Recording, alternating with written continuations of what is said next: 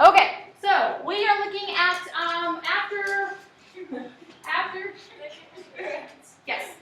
we sold, okay, after we sold our colored pencils and our rulers, everybody had to have colored pencils and rulers.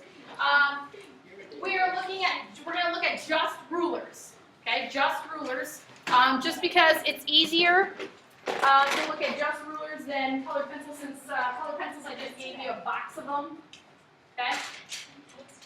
All right, so this is going to be just for rulers, and underneath this, okay, so we can add at the top, this is for rulers. Okay, underneath this, we are going to, I don't have space underneath, I don't have it pulled up, so I'm going to write it to the left or the right, but underneath this, I want you to write this, is that we're going to do a schedule. Okay, just like when we talked about demand and supply before, okay, we're doing a schedule, and remember, demand and supply, we did a schedule for, but here what we're going to do is we're going to actually look at the price, the supply, and then the demand. I'm not writing it out because I don't have a little room. Okay, we're looking at price, supply, and demand. Now, this is quantity supply and quantity demand. I did not write the quantity part, but that's what it is. Quantity supply and quantity demand. All right, so what we're going to do is we're going to start with if the price was $2. So I'm just talking to those people that sold rulers right now. So I'm just talking to the people that sold. Now, I will tell you this, okay?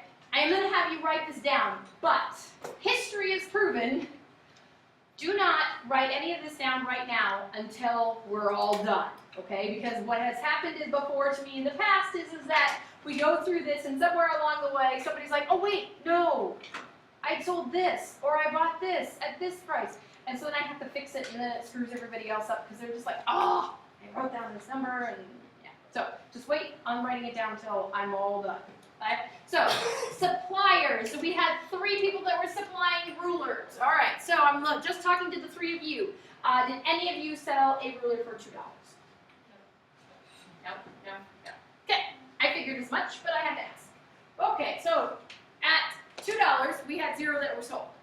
How about if I move the price up to $4? Did either any of you 3 sell a ruler for $3 or $4? No. Okay, figured as much.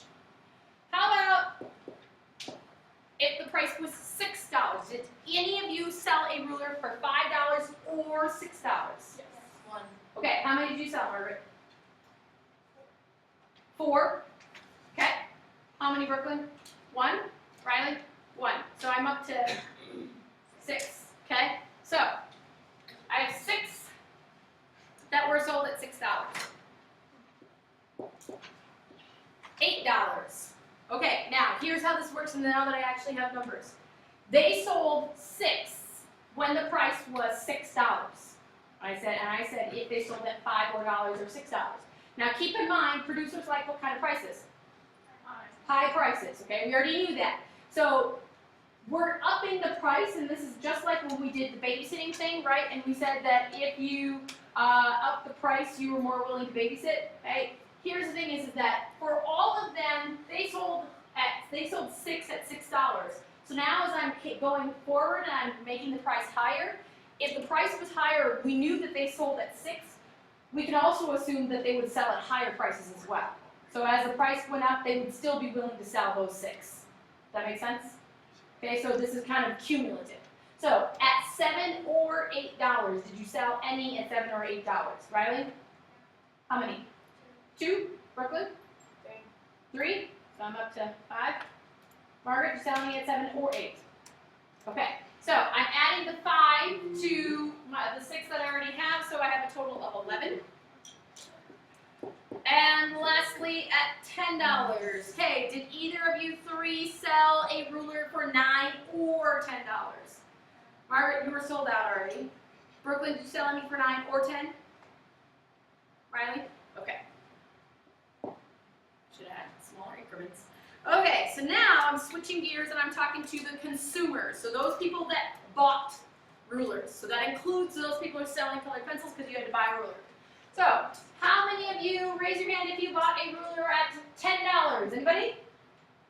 I figured as much. Nobody bought a ruler at $10. Okay, raise your hand if you bought a ruler at $9 or $8. Anybody buy it at 9 or 8? Whoever got it for me got mine at 8. Okay. All right. So raise your hand. This is the confusing part where people are like, wait, what? Okay. 1, 2. Anybody else buy them? I sold mine to Jared at 7. Who bought it 9? 9 or 8? Bought it 9 or 8? 1, 2, 3. Anybody else bought it 9 or 8?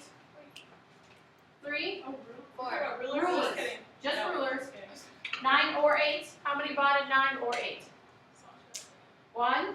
Sasha, you did 2. And Sarah. 3, 4. Okay. Like I said, this is the confusing part. People are like, huh? What? Okay. How many bought at 7 or 6? 7 or 6. 1, 2, 3, 4. Anybody else? 5. Okay. All right. So again, okay, we had those 5 people that bought at 7 or 6. Again, you got to remember, consumers like low prices. So if you bought at 9 or 8, you would also buy if the price was at $6. So it's again cumulative. So I'm adding. So this would be 9. At 4, okay? At $4. Anybody buy at 5 or 4? 5 or 4. 1, 2. Anybody else? Okay. And last but not least, 3 or 2. Anybody buy at 3 or 2? Okay. Yeah, I was going to say, the total should be the same. We're doing this. We are going to graph this, okay? So, just like when we did before, on the y-axis is always price, okay? And the x-axis is always quantity, so our quantity is down here. Now, the reason why I made you buy a ruler and why I have this grid here rather than what we've done in the past is because we need to be more precise in our graphic. So, here's what I'm doing is that I made the prices on purpose go up by 2s, okay? So I want you to label the lines going up the y-axis. You can either do one of 2 things. Either label every other line, or label every single line, but only go up by $1, okay? So you want to be precise, okay? So I'm going to do, and I'm going to say that I'm going to label every line. So you're going to go from $1 to $10. Okay, so across the bottom, our quantity, okay? Again, you can go by ones because we only are going up to 11. So you can again either label every other line or you can label every line. I'm going to label every 11 line just to demonstrate the difference. Okay, now here comes the tricky part. This is where you're going to use your color pencils. Take one of your color pencils and I want you to shade over the one of your, well, shade over the supply. We'll start with supply. So shade over supply to say that this is what the color I'm using for supply. And I want you to plot the points using that color, okay? So just ignore demand. You're just looking at price and quantity supply. Plot those points, but then when you connect the points, use your ruler to connect your points. The reason I say use your ruler to connect your points is because we want to be precise in our graphing. Okay, so take a few minutes to graph your supply curve.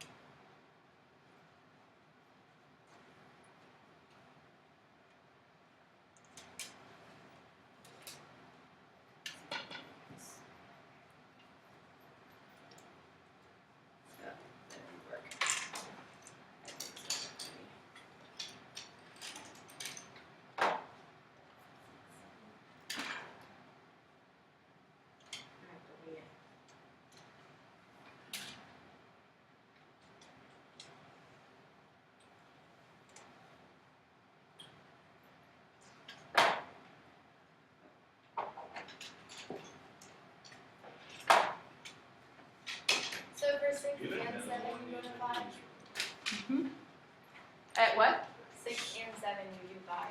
Because we Um, didn't distinguish those. you're doing at $6, the quantity was 5. At $8, the quantity was 11. At But $10, you the said 6 quantity and was 7 for those. 12. No, just graph what I have up here. Just graph these numbers. That's it. So you only have 5 points.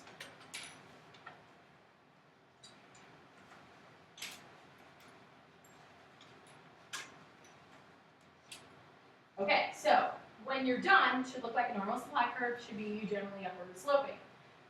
Now you're going to take another color, different color, and you're going to graph your demand curve. So ignore the supply in the middle, okay?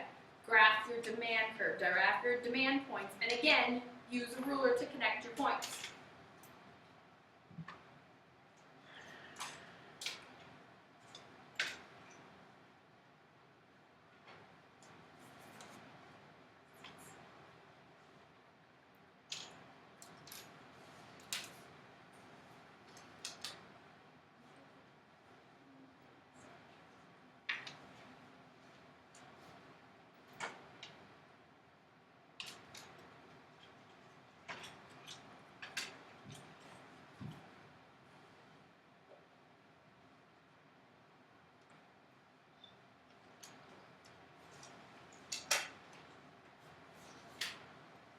My lines are not that straight because I couldn't use a ruler.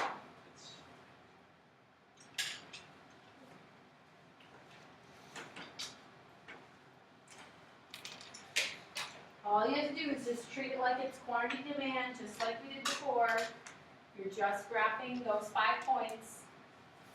And I encourage you to do, when you do these, make sure you graph all of supply first, connect the dots with your lines, and then graph all of demand and connect your dots with your lines. Otherwise, I've had people that do just all the dots, and then they get confused when they're connecting their lines. They're like, is it supply or demand? I don't know.